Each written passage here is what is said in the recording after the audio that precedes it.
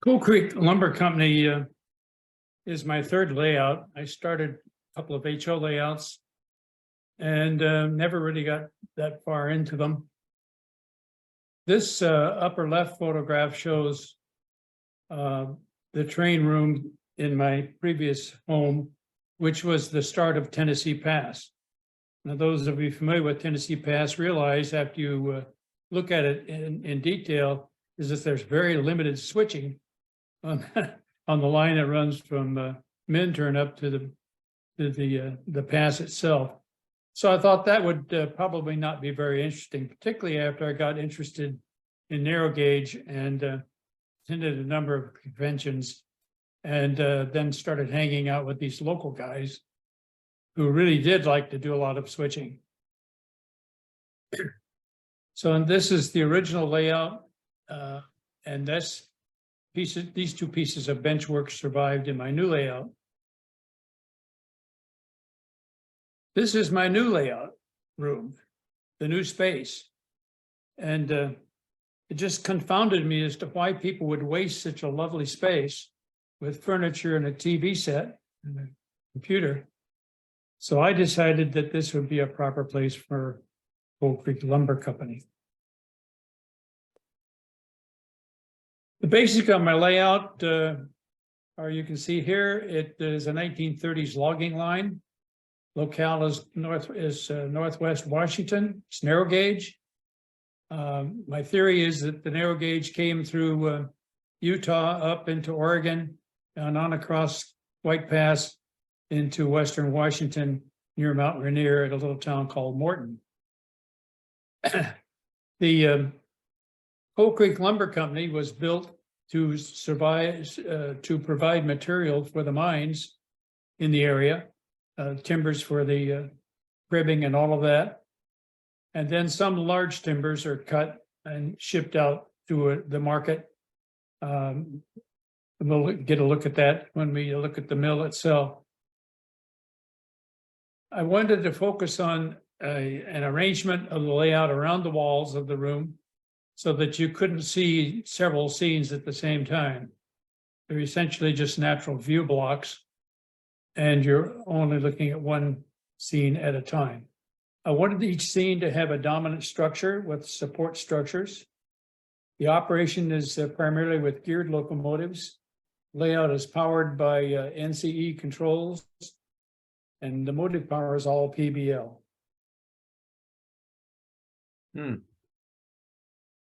So here's the layout.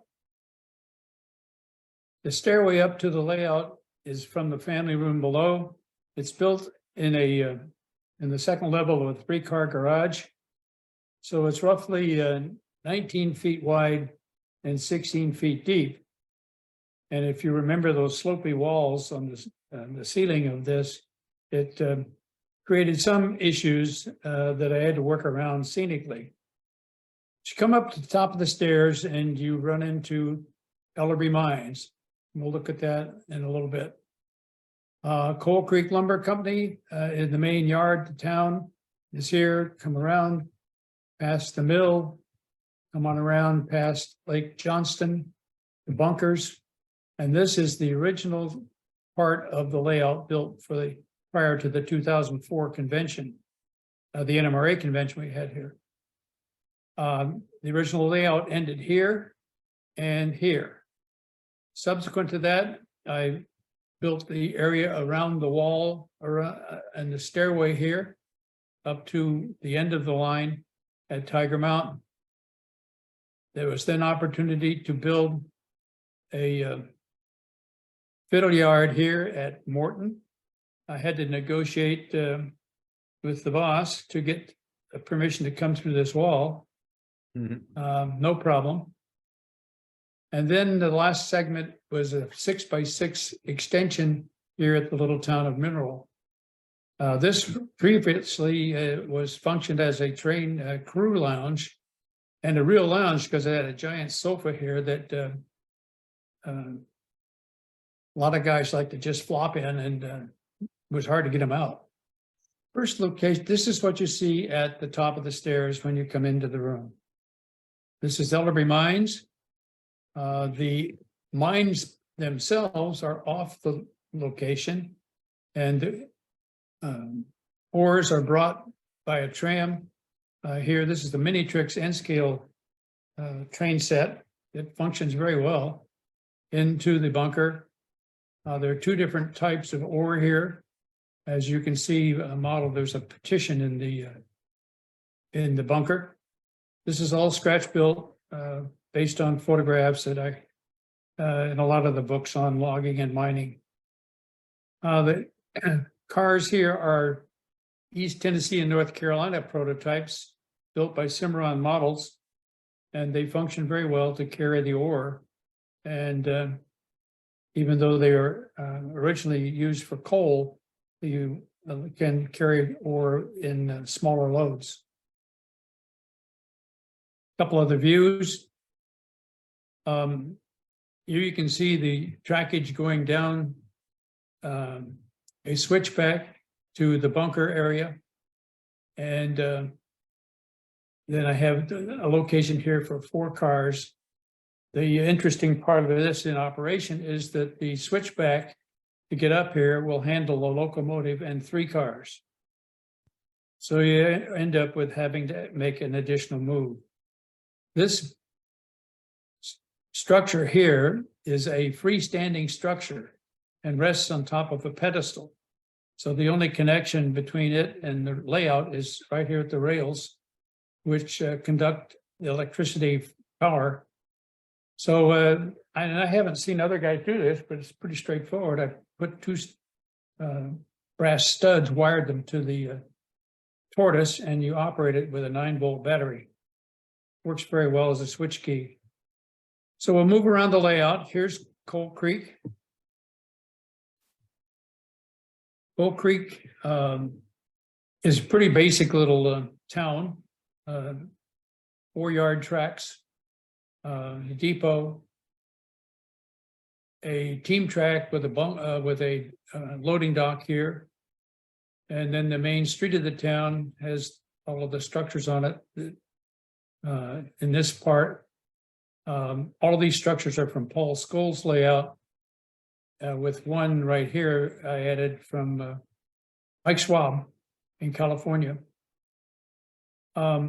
There's very limited roads on this layout, so I have 2 vehicles. You'll see that the town is divided into an area dominated by the geared locomotives and an area dominated by the rod engines coming in from Morton. Here's one of the commercial structures, which is wood rail wool, and you'll see a reason for that in a little bit.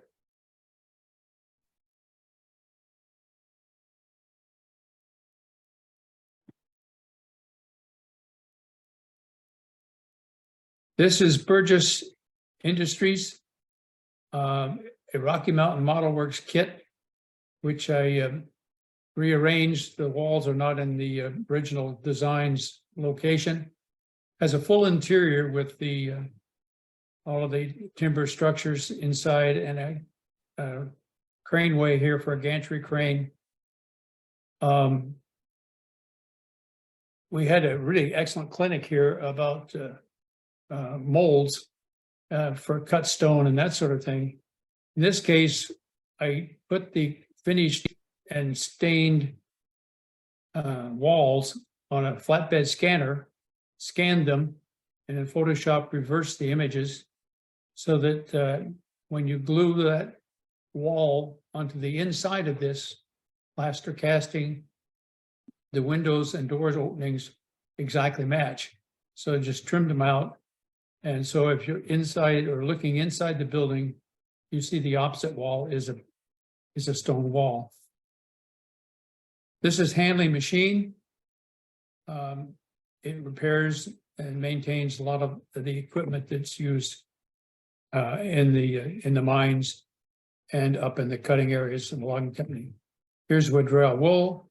There's a loading dock here that lets the vehicles move back and forth from the handling machine and rail cars. This is the engine service area, 2-stall engine house. It's a rags kit that was assembled by Bob Christofferson. There's a facility here to load coal.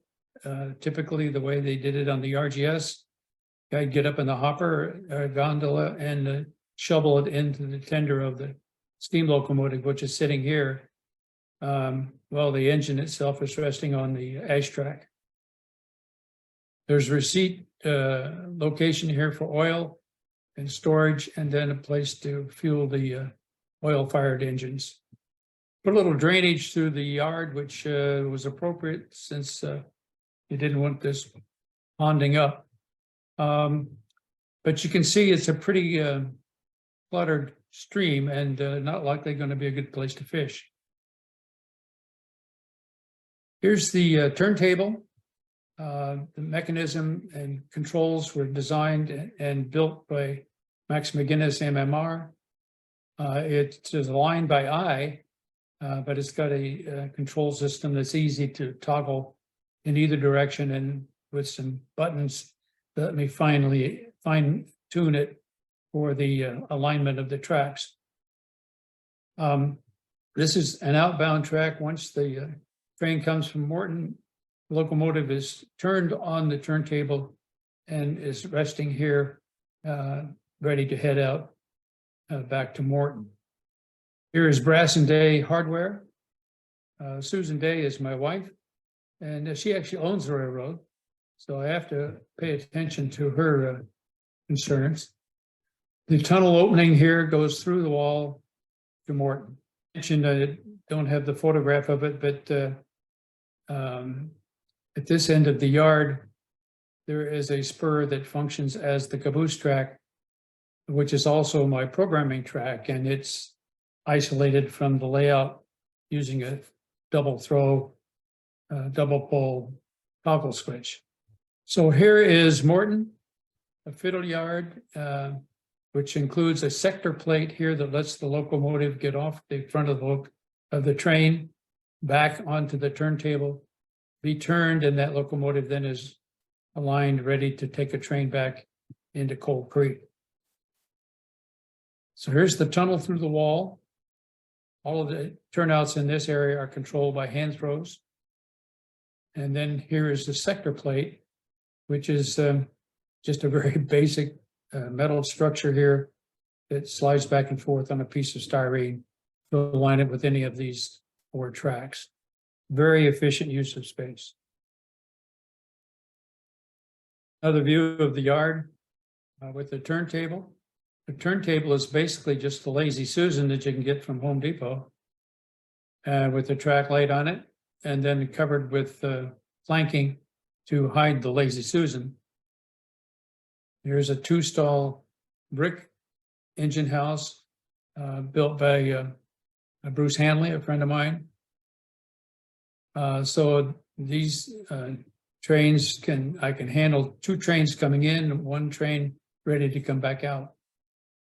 The cases here are mounted to display some of the HO equipment that I have kept in my collection. The lumber mill is built from a photograph that I got in a book called The Whistle Blows No More. These are a series of books by Hank Johnston, if you're interested in logging, some of the very best material that you'll find. This mill was built in north central California on the edge of the redwoods. The dominant trees here, however, were sugar pine, and with logs upwards of 12 to 15 feet in diameter in many cases. What attracted me here was just the whole profile of the roof system with a clear story, and the fact that the mill was built on piling. There's no pond here. So all of the material that came into the mill came down a chute, which you can see here through the trees, onto a dry landing behind the mill. And the logs themselves were moved around and prepared to go into the mill using cables and capstans. Very, very labor intensive. However, I built my mill with a pond right here. And here's the log dump track. and the back end of the mill where the ramp takes the logs into the cutting near to the head rig. This is just a ramp with sheet iron on it with a couple of logs on either side of it to keep the log being hauled up by cable from rolling off. Here's a better view of the log pond and the mill and the log dump track. This is actually modeled from a photograph of the English Bay Lumber Company in Skagit County, north and western Washington. The brow log here is exactly the way they built it in the prototype. It's got sheet iron on it to keep the logs as they're pitched off from crushing it.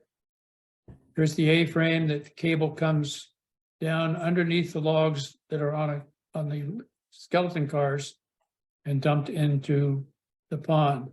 That cable is attached to rings on the face of the sheet iron here. And if you realize that a logger or a brakeman has to climb out on the top of this stuff and hook that hook to one of those rings and then crawl back underneath the skeleton car, get out of the way. The mill is fired by oil. So I've got a receiving track here for the oil and storage tank, and then that oil is piped underneath the pond. Here's the dam that creates the mill pond with a little mechanism to lift the boards to open it up so that the water will exit the pond at the end of the season. Then they can collect the sinker logs and put them up into the mill. You can see here, the mill is served by 3 different spots for handling cars. A side loading area for smaller pieces coming out of the mill itself. A sorting dock, which functions as a green chain. There'll be some additional work here with a gantry crane that covers the dock, as well as a stiff leg derrick to handle some of the larger material. Here's the boiler house behind the mill. And then out here are a representation of some of the stacks of lumber, and not at all complete. There are going to be a lot more lumber there. I might mention from the photograph, I was able to deduce that the mill itself was about 48 feet wide and 135 feet or so long. It's a fairly big structure. And as you all know, that Sn3 structures, as is O-scale structures, take a lot of room.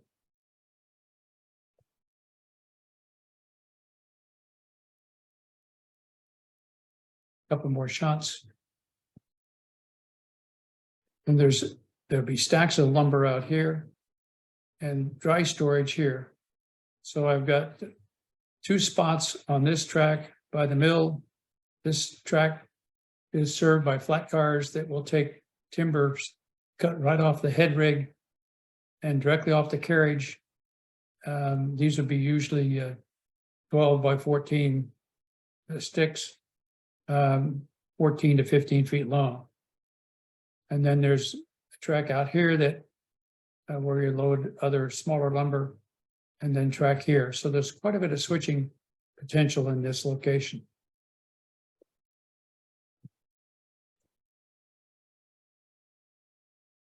Feet away on up the hill to past Lake Johnston. On the way up, there was an ice house here. There's a float dock here in the lake, right by the dam. And they cut ice in the winter there, and the ice is taken up into the ice house and stored for use in the summer. So Lake Johnston and the trackage past it gives me a one shot with where the train sets can be photographed. And I sort of like it as a favorite spot to pass trains. I was a fisherman here, and I a guy looking for a job here down a track. Here's the ice house and the loading dock that I mentioned. And this is a spot for reefer car, which will handle ice back into the town or up to the logging area where they use the ice for maintaining food supplies.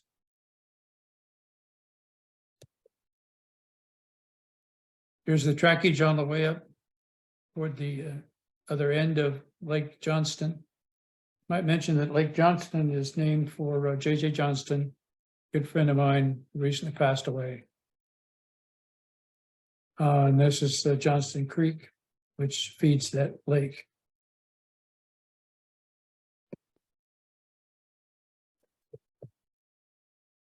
Here's Bunkers.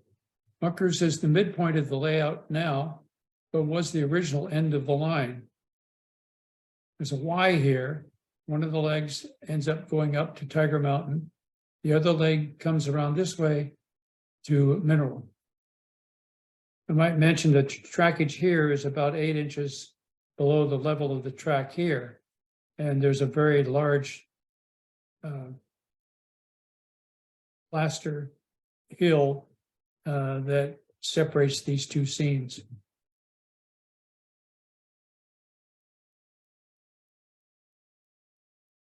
At Bunkers, there's a small yard.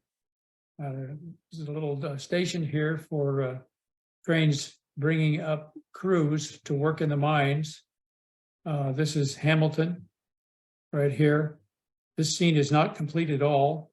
There'll be additional structures clustered behind this building.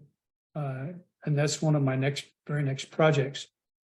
This is the location of a switchback that goes up to Ellerbe Mines. This is about a 5% grade here. And this trackage is handled by one of two truck Heislers that I have stationed at Bunkers. This is a 3-truck Climax that is the largest locomotive on the layout that I operate. I actually have a K36 that is run on this, but he's in the box still. Another shot of the switchback. So I think I mentioned this switchback is limited in length. That the trackage at the end of it here will handle 1 locomotive and 3 of the 4 cars. Here's the Y at Bunkers. This is the trackage on up along by the stairs. And this is the other leg, which goes into the town of Mineral. This is a facility for crew because there will be a helper locomotive stationed here. Any, in the operating scheme, I have any train with 8 or more cars going up this grade, which is right at 4.25%, requires a helper. So his Mineral, this was one of the last pieces added to the layout.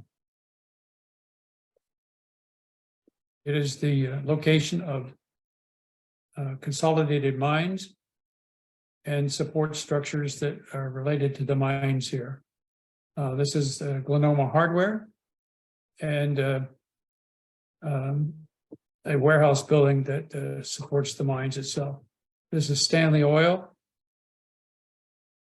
And here's tankage that feeds the oil depot there. Glenoma Hardware is over here. And Hampton Lumber Company is right here. What I'm quite pleased with is the backdrop that's painted for my layout. This was done by Ian Henderson, a local young man who did all the backdrops, by the way, for Michael Connell's big O-scale layout. If you ever get a chance to see that, you must see it. But Ian was able to blend the rock castings here that I built and stained, and then he painted the backdrop to blend all this in. The backdrop is right here. And so this rendition of the piles of waste from the mine are half on the layout or better than half are on the backdrop. So he does a pretty good job of representing the distance. Here's the backdrop right here. Ian always paints a mountain. He's got Mount Rainier on the backdrop around my mill. And in this scene, he's got Mount Baker. So here's Tiger Mountain. Tiger Mountain is the upper end of the layout. And you can see the trackage coming up along the stairway up to a Y, and where the grade flattens out. And then the Tiger Mountain trackage. Here's a Y here. This scene has been changed since this photo was taken, and this is what it looks like now. This building is this one here, which functions as a storehouse, commissary, trainmaster and employees there. Here's the office, and the lead to the other end of the Y.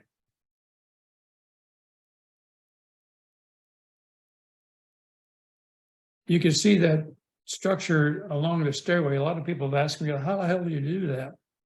Because it's an actual 9 feet from the platform, the landing here, up to the bottom of this.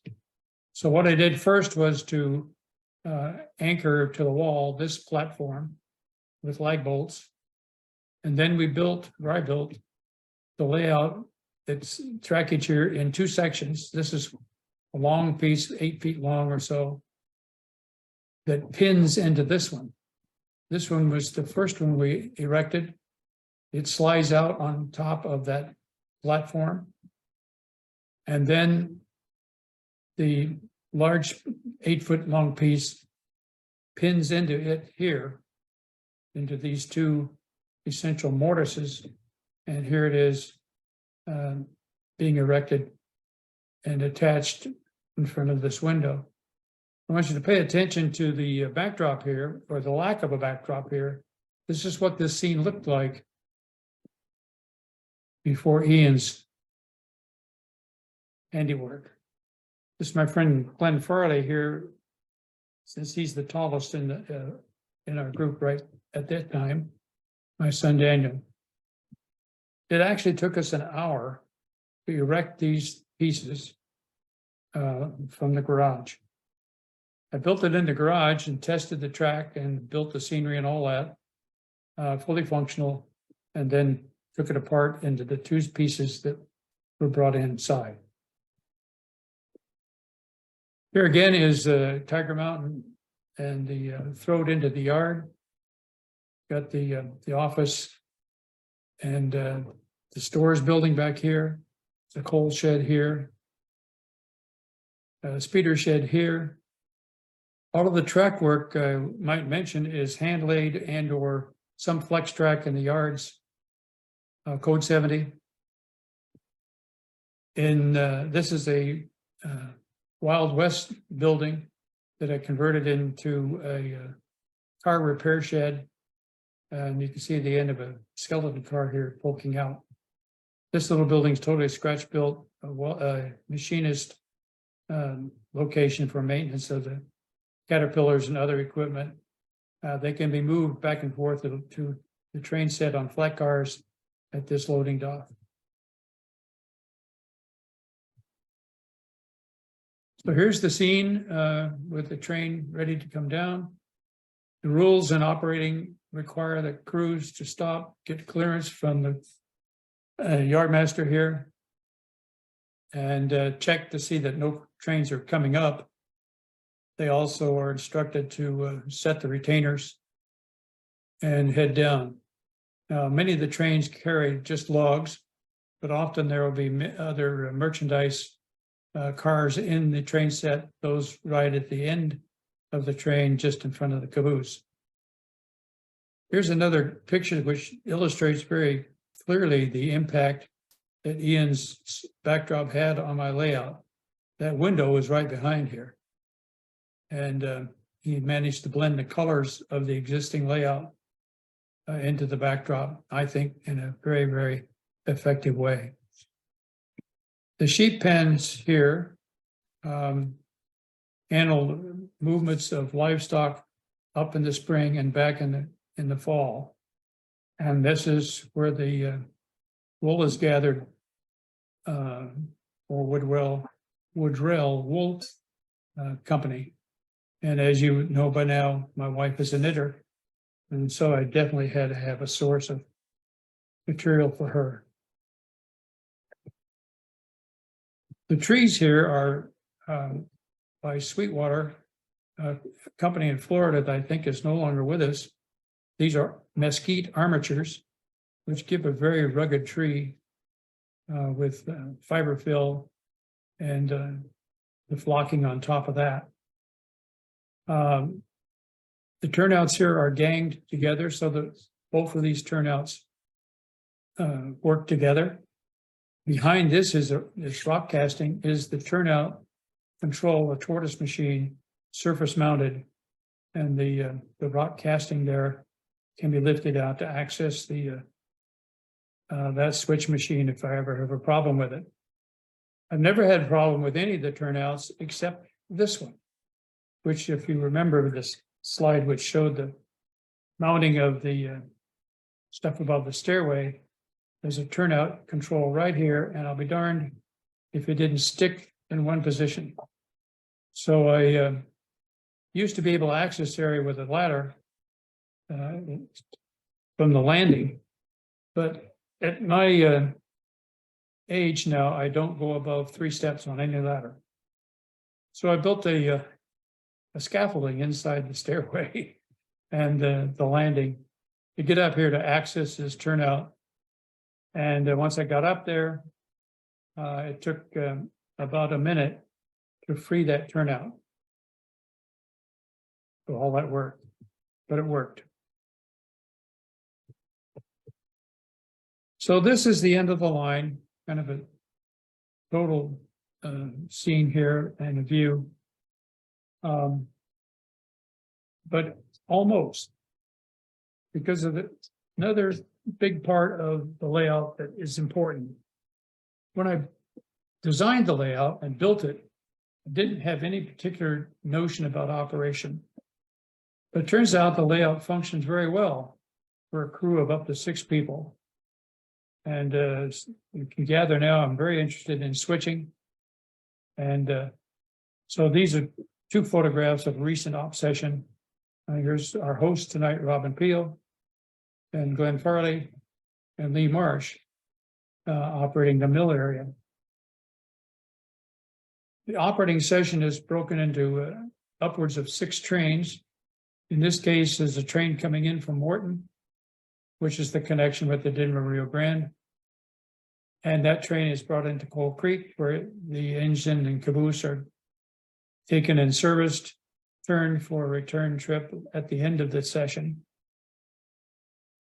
As I mentioned, rod engines operate from Denver Rio Grande into Coal Creek, but nowhere beyond Coal Creek. There's a train that originates in Coal Creek, the Mountaineer. It handles general merchandise, supplies, and so on, empties going up. And it goes from Coal Creek all the way up to Tiger Mountain. Another train is the log turn, which here Glenn and Lee are operating, which is a turn that originates in Coal Creek, comes to the mill, switches, empties out, or empties in and loads out.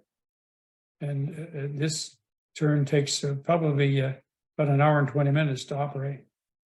There's a bunker turn, which starts at bunkers, operates the cars in and out of all of those locations. And it comes down to Coal Creek. It's often handled by one individual, but there's a crew of 2 usually assigned to bunkers and mineral. There's an awful lot of switching there. That operation takes an hour and a half at least. Keep in mind that these are geared locomotives and they don't move 60 miles an hour. There's the mill turn, which starts at Tiger Mountain, brings loads and other cars down through bunkers. It may leave some cars at bunkers. It may pick up some cars at bunkers, but the main mission is to go on through to the mill and handle the loads into the log pond. That engine will then take the empties out, put the loads in, and then back its way up to bunkers where the locomotive is turned and headed with its train back up to Tiger Mountain. And as I mentioned, at the end of the operation, the session, which is usually about 2 hours long, there's a train that goes out to Morton and completes the cycle. The software that was generated by Bruce Hanley, my friend, creates switch lists, and here Lee has got one of them in his hand on a clipboard. This tells us what cars are to go where, and it generates them at random. It's an incredibly efficient system because I can operate from one session to the next without any respotting of cars. That is assuming that the operator's got them in the right spot during the operation itself. So that's my story. And Coal Creek Lumber Company is always available for people in the area. If you're out coming through town, give me a call and we'll set up a session. So any questions? Be happy to try to answer them.